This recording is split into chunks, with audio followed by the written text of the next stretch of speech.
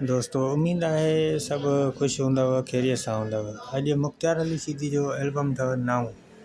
Sachal production जी फ़ख़्रिया पेशकश आहे ऐं सिलेक्शन मीर मोहम्मद अब्बासी जी आहे। एल्बम ही एतिरो ख़ासि न आहे, हिन में हिकु ॿ गीत जेको आहे हिन वक़्तु माण्हू दिलि सां चाह सां ॿुधनि था। ऐं तव्हांखे ॿुधायूं, हिन एल्बम जो टाइटल आहे दिलि लाहे छॾ तांग।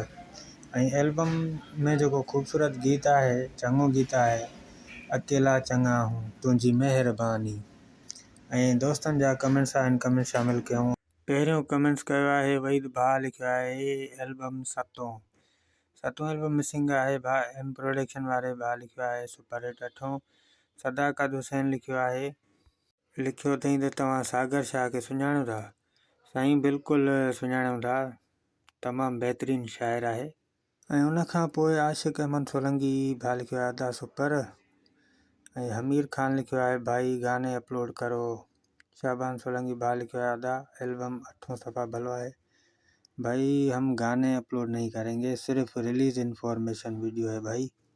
ऐं उनखां पोइ बादशाह अहमद सोलंकी लिखियो आहे ग्रेड एल्बम भाईजान। शाहबान सोलंकी भाउ लिखियो आहे नाइस।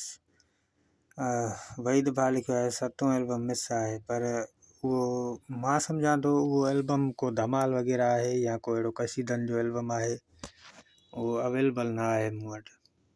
ऐं उनखां पोइ दोस्त जो कमेंट्स आहे, ऐं हेॾो शाहबान सोलंकी भाउ लिखियो आहे मुंहिंजी पसंदि जा गीत अहिड़ो अथई हुस्न जमाल, वाह वाह।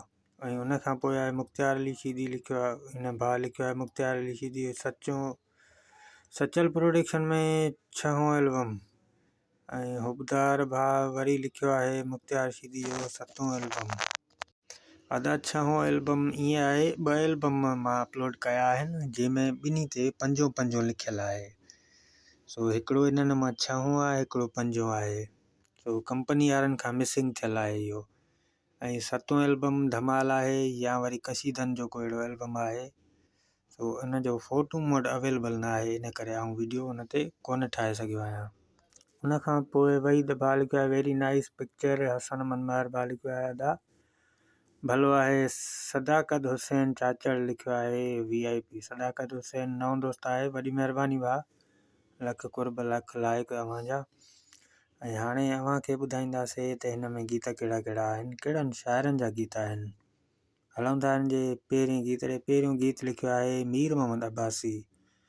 गीत जा बोल लिखिया अथई दिलि लाहे छॾ तांग। उनखां पोइ आहे शाहनवाज़ शर जी शाइरी आहे ईद जे ॾींहुं बि रोआरे थो।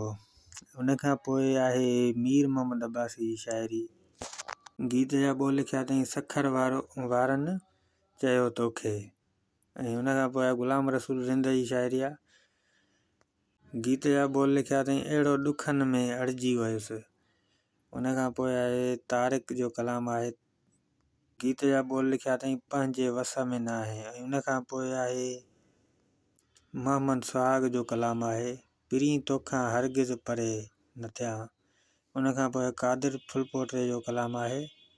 गीत जा बोल लिखिया अथई अंगण असांजे ते सजण अची।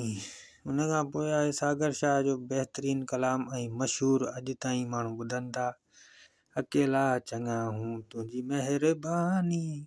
उनखां पोइ आहे इस्लाम बोज़दार जो कलाम आहे दुश्मन बि कंदो न आहे ईअं। आख़िरी कलाम आहे सागर शाह जो। गीत जा बोल लिखिया अथई टुटी दिलि जा टुकड़ा। ऐं दोस्तो ही एल्बम कंप्लीट थी चुको। अव्हांखे ही वीडियो कीअं लॻो, पसंदि आयो हुजे त लाइक ज़रूरु कंदा, चैनल खे सब्सक्राइब ज़रूरु कंदा। ऐं जेके कुझु मिसिंग आहिनि एल्बम, कोशिशि में लॻा पिया आहियूं, इनशाला उहे हथु करे वीडियो तव्हांजे लाइ ज़रूरु तयारु कंदासीं।